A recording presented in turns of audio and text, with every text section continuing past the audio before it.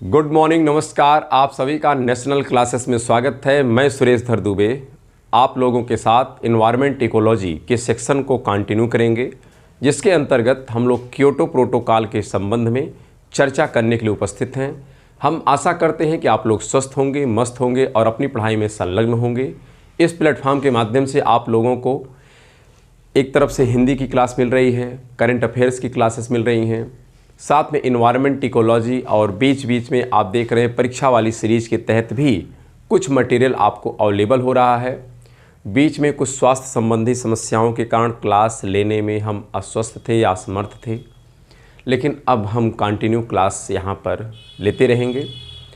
और आज जो हमारा क्लास है यह विशेष तौर पर इन्वायरमेंट इकोलॉजी पर आधारित है, अर्थात क्योटो प्रोटोकॉल की चर्चा की जाएगी। और कुछ ही समय में हम आप लोगों के साथ साइंस और टेक्नोलॉजी, जिसके अंतर्गत प्रमुख रूप से हम जो बायोलॉजी वाला सेक्शन है उस पर हम चर्चा करेंगे। तो देखा जाएगा जहाँ जैसे जो आवश्यकता होगी उस सीरीज़ पर समय समय पर हम लोग कार्य अवश्य करेंगे। इस प्लेटफॉर्म के माध्यम से जितने भी सीरीज़ हैं सब सीरीज़ आपको आर के संबंध में पूरी कंप्लीट मिलेगी। तो यहाँ पर हम जो चर्चा कर रहे थे, यहाँ पर सबसे पहली चर्चा ये हुई थी कि हमने आपसे डिस्कस किया था कि 1992 में एक सम्मेलन हुआ था जिसका नाम था रियो सम्मेलन, और इसी का नाम था UNCED।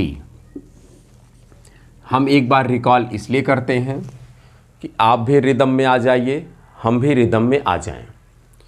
यहाँ पर हमने कहा था कि मरुस्थलीकरण के संबंध में UNCCD की चर्चा हुई थी, जिसकी चर्चा हमने कंप्लीट किया है।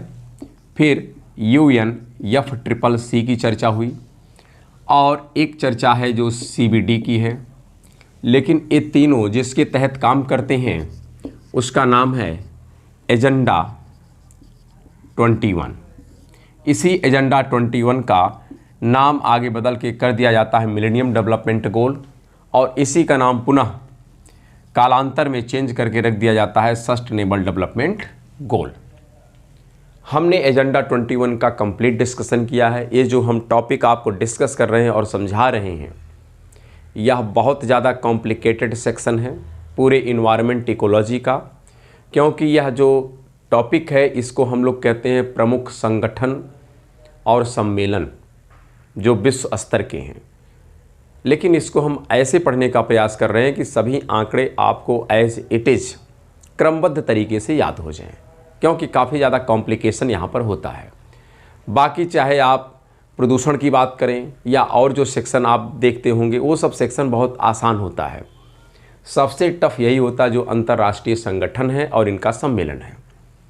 क्यों बना, कब बना, कैसे बना, इसका क्या महत्व है, कब कब सम्मेलन हुआ, यह जानना मेरे लिए बहुत ज़्यादा आवश्यक होता है। यहाँ पर हम लोग फिर UNCCD की चर्चा किए कंप्लीट, और इसी क्रम में जब हम चर्चा कर रहे थे UNFCCC का, तो इस UNFCCC की चर्चा करने के क्रम में हमने कई तथ्यों का डिस्कशन आपके साथ किया था। जैसे हमने ये कहा था कि UNFCCC का प्रस्ताव कब लाया गया, यह पास कब हुआ, इसका पहला सम्मेलन कब हुआ, और इसके पहला सम्मेलन जो किया गया था किसका, UNFCCC, इसका पहला सम्मेलन अर्थात कोप नंबर 1 ये हुआ था 1995 में। कब हुआ था, 1995 में। और इसी दौरान हमने आपसे यह भी डिस्कशन किया था कि एक रिपोर्ट आई थी IPCC की, जो रिपोर्ट थी AR2। कब आई थी, 1995 में। इस रिपोर्ट में जलवायु परिवर्तन के परिप्रेक्ष्य में ऐसे आंकड़े हमारे सामने प्रस्तुत किए गए कि जो काफ़ी ज़्यादा आवश्यक थे इस पर किसी न किसी प्रकार का पॉलिसीज बनाने के लिए। अगर हमको विश्व में इस वैश्विक समस्या का समाधान करना है, वैश्विक ऊष्मन की समस्या का समाधान करना है, तो इसी रिपोर्ट के आधार पर जो वास्तविक कार्य किया गया वह कार्य होता है 1997 में। कब होता है, 1997 में। तो ध्यान रखिएगा, कोप नंबर 3 यह होता है 1997 में। कहाँ होता है? क्योटो। ये कहाँ पर है? जापान में। और यहीं पर जो एक कह सकते हैं पॉलिसीज निकल करके सामने आई, उसी का नाम था क्योटो प्रोटोकॉल। ये सब डिस्कशन हो चुका है। ये जो क्योटो प्रोटोकॉल था, हमने इसके विषय में डिस्कशन किया था कि क्योटो प्रोटोकॉल के लागू करने में कुछ व्यवधान उत्पन्न हो रहा था, क्योंकि क्योटो प्रोटोकॉल का मेन जो टारगेट था वो यही था कि हमको जलवायु परिवर्तन की समस्या का समाधान करना है। किसका समाधान करना है? जलवायु परिवर्तन की समस्या का समाधान करना है। उसके लिए क्या करना होगा? वैश्विक ऊष्मन की समस्या का समाधान करना होगा। वैश्विक ऊष्मन की समस्या का समाधान का तात्पर्य क्या है? ग्रीन हाउस गैस के असंतुलन को संतुलित करना होगा, अर्थात जो CO2 का एक्सेस मतलब अत्यधिक उत्सर्जन हो रहा है उसको न्यूट्रलाइज करना होगा, उसको कम करना होगा, नॉर्मल करना होगा। और CO2 को न्यूट्रल करने का अर्थात उसके उत्सर्जन को घटाने का जो तात्पर्य है, जीवाश्म ईंधन को घटाना होगा, ऊर्जा घटाना होगा और आर्थिक विकास रुक जाएगा। लेकिन हमने आपके साथ यह डिस्कस किया था कि एक ऐसा मैकेनिज्म क्योटो प्रोटोकॉल के दौरान प्रस्तुत किया गया जिसका नाम था क्लीन डेवलपमेंट मैकेनिज्म। तो यहाँ पर हम बात करते हैं क्योटो प्रोटोकॉल। यहाँ पर ऐसा प्रावधान किया गया कि जिससे हम कह सकते हैं कि हमारा आर्थिक विकास बढ़ेगा, साथ में हम कहेंगे कि जो ग्रीन हाउस गैस का उत्सर्जन है ये भी घटेगा। और इस विरोधाभास जो संतुलन है, या बात करें जो विरोधाभास यहाँ पर एक संबंध है कि अगर ग्रीन हाउस गैस अर्थात CO2 के उत्सर्जन को आप घटाएंगे तो आर्थिक विकास घट जाएगा। इस मैकेनिज्म को हम लोग समझे थे। लेकिन यहाँ पर क्योटो प्रोटोकॉल में ऐसी व्यवस्था बनाई गई कि आर्थिक विकास भी मेरा बढ़ेगा और ग्रीन हाउस गैस अर्थात CO2 का संतुलन भी या CO2 का उत्सर्जन भी घटेगा। कैसे घटेगा? इसी के लिए जो व्यवस्था बताई गई उसी व्यवस्था का नाम था क्लीन डेवलपमेंट मैकेनिज्म। क्या बताया गया? Clean development mechanism. आपसे पूछा जा सकता है क्लीन डेवलपमेंट मैकेनिज्म का संबंध किससे है? तो इसका संबंध है क्योटो प्रोटोकॉल से।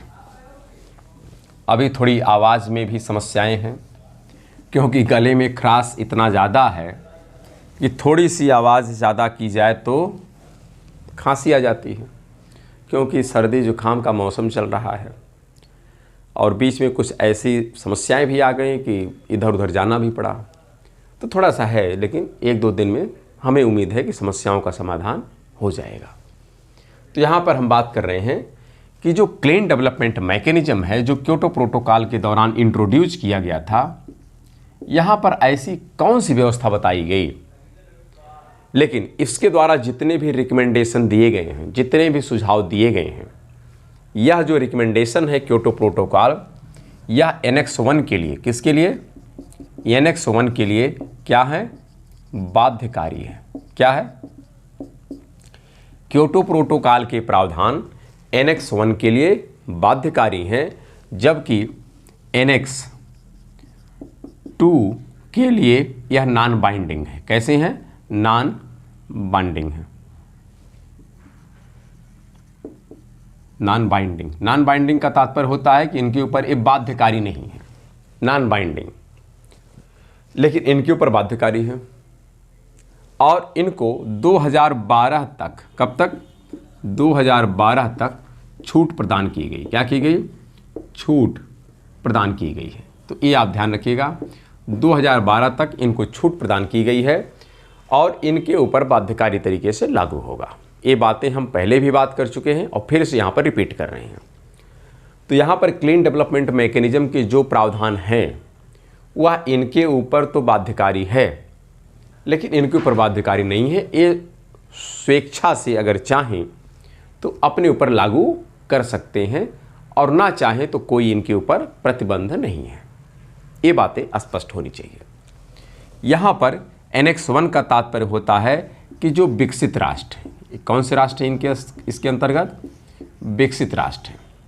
इन्हीं के ऊपर बाध्यकारी इसलिए किया गया है क्योंकि जलवायु परिवर्तन या वैश्विक ऊष्मन के लिए जो सबसे प्रमुख की एलिमेंट है जिसके कारण ये समस्याएं उत्पन्न हुई हैं वह है अत्यधिक मात्रा में कार्बन डाइऑक्साइड का उत्सर्जन। और अत्यधिक मात्रा में कार्बन डाइऑक्साइड का उत्सर्जन किसने किया है? तो जो राष्ट्र विकसित हो चुके हैं, क्योंकि उन्होंने इतना ज़्यादा जीवाश्म ईंधन का प्रयोग किया कि जिसके परिणाम स्वरूप जो एनर्जी जनरेट हुई उससे तो उनका आर्थिक विकास हो गया, लेकिन पर्यावरणीय समस्याएं बहुत विकट रूप धारण कर ली हैं। तो इसलिए इनके ऊपर बाध्यकारी था कि भाई आपके कारण ही समस्याएं उत्पन्न हुई हैं, इसलिए आपके ऊपर बाध्यकारी है। और अभी ये लोग तो अल्प विकसित और विकासशील हैं, तो इनके ऊपर बाध्यकारी होगा नहीं, क्योंकि अभी ये सर्वाइवल कंडीशन में है कि बस किसी तरह इनका जीवन यापन चल जाए। अभी ये इनकी यह अवस्था नहीं है कि यह किसी भी प्रकार के प्रोटोकॉल को मान सकें, नहीं मानेंगे, लेकिन इन लोगों के ऊपर बाध्यकारी हम कर सकते हैं। तो इसलिए ध्यान रखना है, यहाँ पर जो क्लीन डेवलपमेंट मैकेनिज्म का पहला प्रावधान है वो क्या है कि जिससे आर्थिक विकास में गति भी रहेगी और पूरे ग्लोबल से या पूरे अर्थ से कार्बन डाइऑक्साइड का उत्सर्जन भी घटेगा। पहला इन्होंने जो प्रावधान बताया है बहुत स्पष्ट तरीके से समझिएगा, काफ़ी बच्चे इसमें कन्फ्यूजन में पड़े रहते हैं। वह है कार्बन क्रेडिट एवं कार्बन ट्रेडिंग की व्यवस्था। कार्बन क्रेडिट एवं कार्बन ट्रेडिंग, तो ये आप ध्यान रखिए, पहले इनके लिए यह व्यवस्था बताई गई है, इनके लिए नहीं। ये लोग वॉलंटियर हैं, स्वेच्छा से चाहें तो अपने ऊपर लागू करें और ना चाहे तो कोई दिक्कत नहीं है। इसका क्या तात्पर्य है पहले यह समझ लेते हैं बहुत स्पष्ट शब्दों में। और अगर ये बात नहीं समझ में आएगी तो दिक्कत बहुत बड़ी होने वाली है, क्योंकि पेरिस जलवायु समझौते के तहत भी यही मेन अड़चन है। तो पहले आज समझ लेते हैं कि कार्बन क्रेडिट और कार्बन ट्रेडिंग हम कहते किसे हैं। देखिए, यहाँ पर बात ये कही गई इनके लिए कि भाई आपके ऊपर क्योटो प्रोटोकॉल का प्रावधान लागू किया जाएगा, अर्थात आपको क्लीन डेवलपमेंट मैकेनिज्म के तहत कार्य करना होगा। तो इन लोगों ने कहा कि अगर हम ग्रीन हाउस गैस के उत्सर्जन को घटाएंगे तो ऊर्जा की आपूर्ति घटेगी और हमारा आर्थिक विकास रुक जाएगा, हम ऐसे प्रावधान को नहीं मानेंगे। तो क्लीन डेवलपमेंट मैकेनिज्म कहता है कि हम एक ऐसी व्यवस्था बता रहे हैं जिससे आपका आर्थिक विकास बना रहेगा और कार्बन डाइऑक्साइड का उत्सर्जन घट जाएगा। इसका फायदा ये होगा कि शॉर्ट टर्म में आपको थोड़ा कष्ट होगा, फाइनेंशियल कष्ट होगा, लेकिन लॉन्ग टर्म में देखा जाए भविष्य में तो 2012 से इनके ऊपर भी यह प्रावधान हम लागू कर देंगे। और जब 2012 से इनके ऊपर भी लागू हो जाएगा तो एक बड़ा ग्रुप इस प्रोटोकॉल के तहत आ जाएगा और जिससे इस पूरे ग्लोब से बहुत ज़्यादा मात्रा में कार्बन का उत्सर्जन जो है या जो हो रहा है इसमें गिरावट देखी जाएगी। तो इसलिए आपको इनिशिएट करना होगा, आपको अपने ऊपर लागू करवा के एक नज़ीर पेश करनी होगी। तीन लोगों ने कहा कैसे, तो बताया गया कि आपको कार्बन ट्रेडिंग और कार्बन क्रेडिट की हम व्यवस्था बता रहे हैं, इससे इस समस्या का समाधान हो जाएगा। तो इसके तहत बताया क्या गया? अब इसके तहत बताया ये गया कि सपोज दैट आपको यह टारगेट दिया गया कि यहाँ पर टारगेट क्या था ये भी ध्यान रखना है। क्योटो प्रोटोकॉल का एक टारगेट था, टारगेट ये था, अब जैसे लिखे नहीं है लिख देते हैं, आप याद आ गया। तो क्योटो प्रोटोकॉल का जो उद्देश्य है, क्या है उद्देश्य, पहले यही समझ लेते हैं।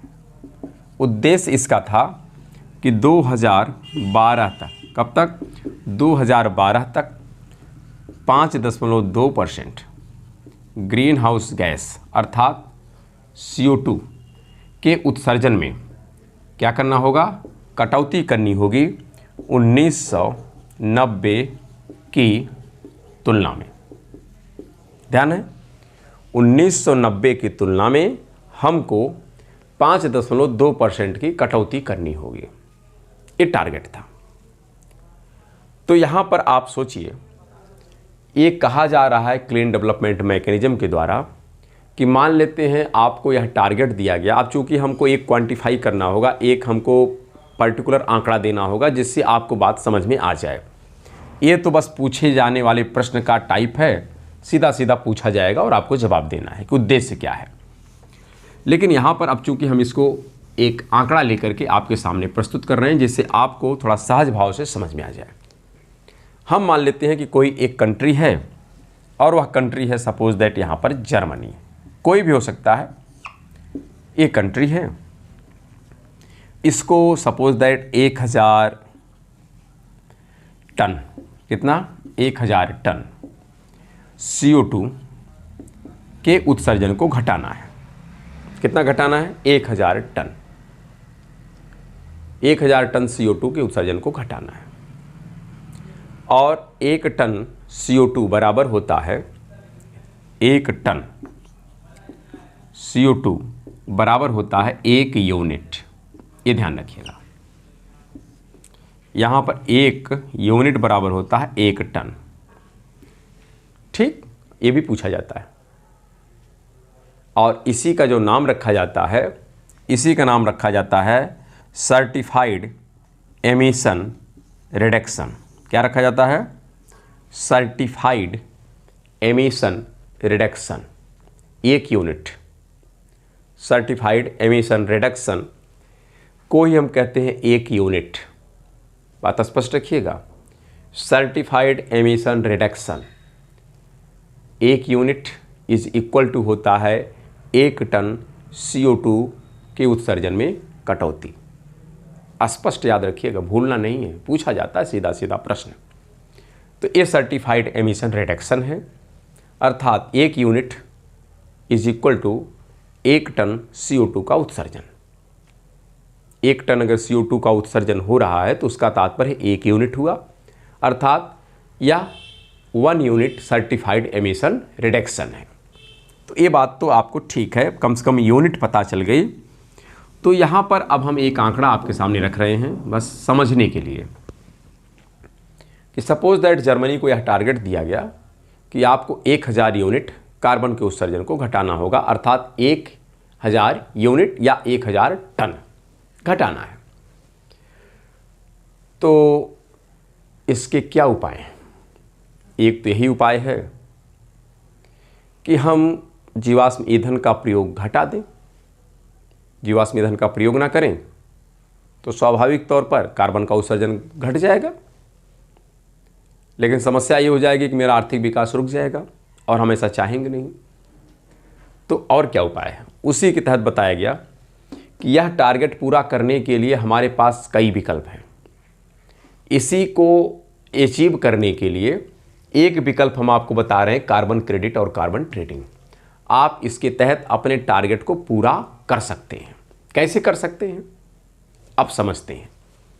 यहाँ पर कहा यह गया कि प्रत्येक राष्ट्र का, हर राष्ट्र में बहुत प्रकार की कंपनियां होती हैं, तो हर राष्ट्र का एक कह सकते हैं सर्टिफाइड एमिशन रिडक्शन होगा। या बात करें उस राष्ट्र में जितनी इंडस्ट्रीज़ हैं, सभी इंडस्ट्री का भी एक सर्टिफाइड एमिशन रिडक्शन होगा। अब मान लेते हैं कि यहाँ पर कोई कंपनी है यहाँ पर, और यह कंपनी है XYZ लिमिटेड, एक कंपनी है। इसका जो कार्बन का उत्सर्जन है, सपोज दैट इस कार्बन का उत्सर्जन एक करती थी 2000 यूनिट, यह इतना उत्सर्जन करती थी सपोज दैट 2022 में, इसका यह कार्बन का उत्सर्जन था। और यह आंकड़ा चूँकि कंपनियां तो ऐसे चलती नहीं, उसका एक प्रॉपर आंकड़ा होता है कि ठीक है आपकी कंपनी से एक वर्ष में इतना यूनिट कार्बन का उत्सर्जन होता है। अगले साल 2023 में चूँकि आप विकासशील राष्ट्र के हैं तो आप चाहें तो 2000 यूनिट का उत्सर्जन करें, चाहे 3000 कर दें, आपको कोई पेनाल्टी नहीं भरनी पड़ेगी क्योंकि आपको छूट प्रदान है इस प्रावधान से। लेकिन यदि आपने अपना पूरा कार्य 2000 यूनिट खर्च करने की बजाय 1500 यूनिट में अगर निपटा ले गए, 1500 यूनिट में अगर आपने निपटा ले गया, जैसे मान लेते हैं कि ये 2022 का है, अब सपोज दैट इसी का जो 2023 का आंकड़ा है वह हो गया 1800 यूनिट, यह 1800 यूनिट में 2023 का पूरा काम कर लिया, तो इस कंपनी के पास कितना यूनिट अधिशेष बचा?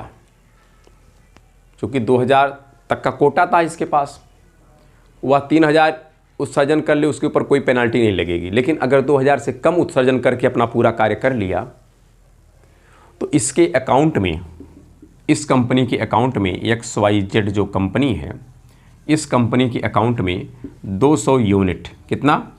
200 यूनिट क्रेडिट होगा। क्या होगा? क्रेडिट होगा। क्या? कार्बन। ये कहते हैं क्रेडिट, अर्थात हमने यह अचीव किया अपनी परिश्रम से, अपने कंपनी के प्रबंधन को हमने सुधारा, हमारे कंपनी में जहाँ जहाँ पर ऊर्जा का दुरुपयोग हो रहा था उस दुरुपयोग को हमने मिनिमाइज किया, बहुत कुछ हमने व्यवस्थाओं को सुधार किया। सुधार करने के पश्चात जो हम पहले एनर्जी कंज्यूम करने के दौरान 200 यूनिट कार्बन का उत्सर्जन करते थे, अब यह सारा कार्य हम 1800 यूनिट में ही कर लेते हैं। तो इससे अब हमारे अकाउंट में 200 यूनिट क्रेडिट होगा। तो यह 200 यूनिट जो हमने अपने अकाउंट में क्रेडिट किया अपने परिश्रम से, अपने एफर्ट से, अपने टेक्नोलॉजी से, अपने प्रबंधन से, इस 200 यूनिट को अब बेचा जाएगा। क्या किया जाएगा? बेचा जाएगा। और यहाँ पर जो उपस्थित एक कंपनी है ABC, यह एक जर्मनी की कंपनी मान लेते हैं, इसको टारगेट है 1000 यूनिट कार्बन का उत्सर्जन घटाना है। तो एक उपाय तो यही है कि यह कार्बन का उत्सर्जन ही घटा दें। अगर नहीं घटा सकती तो क्लीन डेवलपमेंट मैकेनिज्म ये कहता है कि आप चाहे स्वयं घटाएं, चाहे यदि कोई घटाया है तो उससे आप खरीद लीजिए। क्या करिए? खरीद लीजिए और अंततोगत्वा आपका टारगेट पूरा हो जाएगा। तो मान लेते हैं यह कंपनी इस कंपनी के 200 यूनिट को अपने खाते में परचेज कर लेगा, करेगा ना? इसने खरीद लिया तो कार्बन का यूनिट इसके अकाउंट में जाएगा और इसके बदले में यहाँ से जो इसका वैल्यू होगा उस वैल्यू के बदले जो अमाउंट यहाँ पर है वह अमाउंट इसके अकाउंट में ट्रांसफ़र होगा।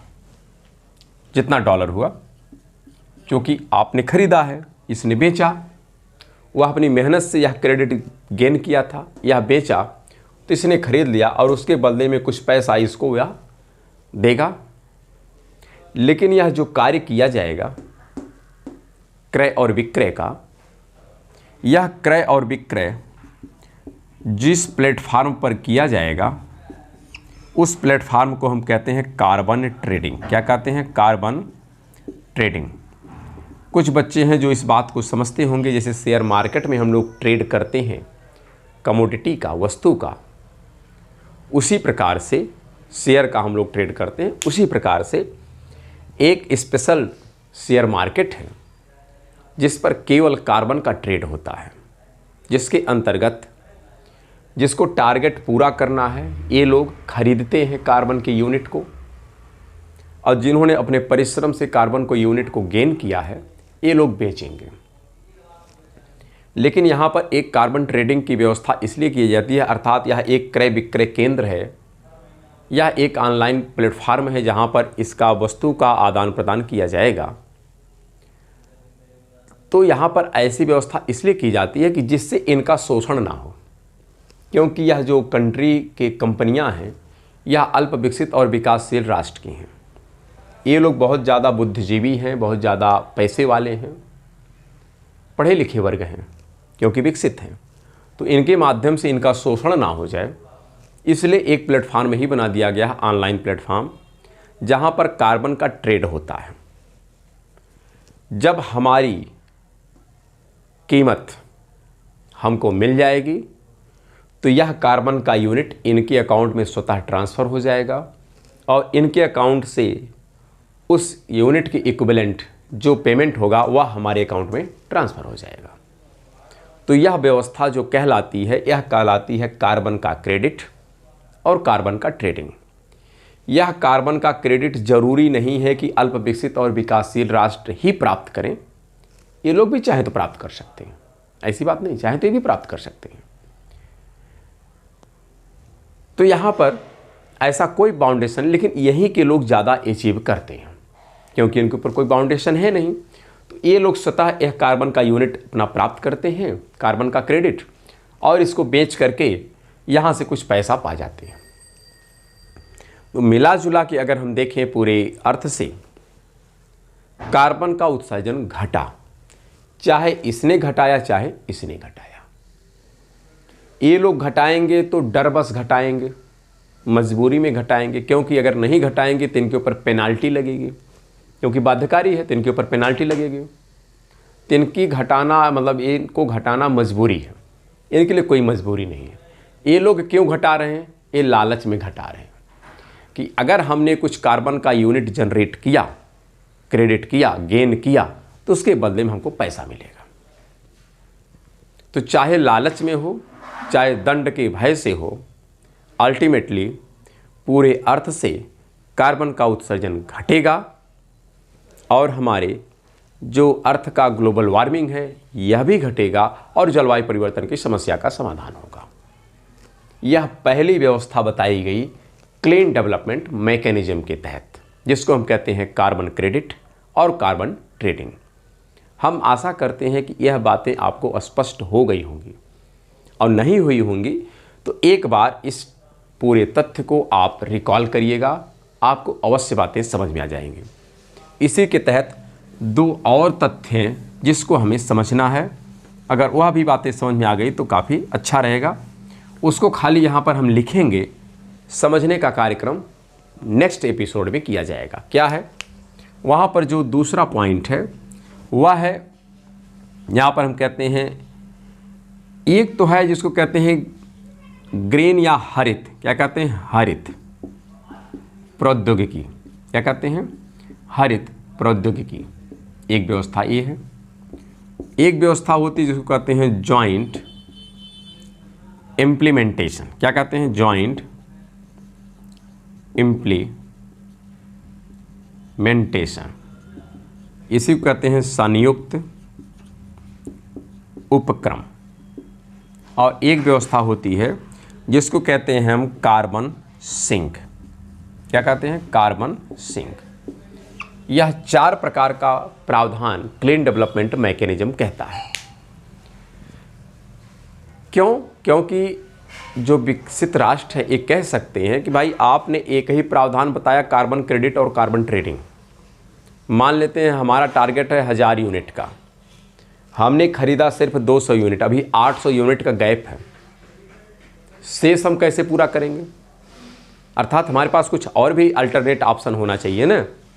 तो वही और कौन कौन से अल्टरनेट ऑप्शन है जिससे हम अपना टारगेट पूरा कर सकें, वही एक व्यवस्था बताई गई है, जिसमें है हरित प्रौद्योगिकी, जॉइंट इम्प्लीमेंटेशन और कार्बन सिंक। इन 4 व्यवस्थाओं की चर्चा इसी क्लीन डेवलपमेंट मैकेनिज्म के तहत की गई है। तो शेष चर्चाओं पर हम लोग डिस्कशन अब नेक्स्ट एपिसोड में करेंगे। ठीक, तब तक के लिए नमस्कार, धन्यवाद।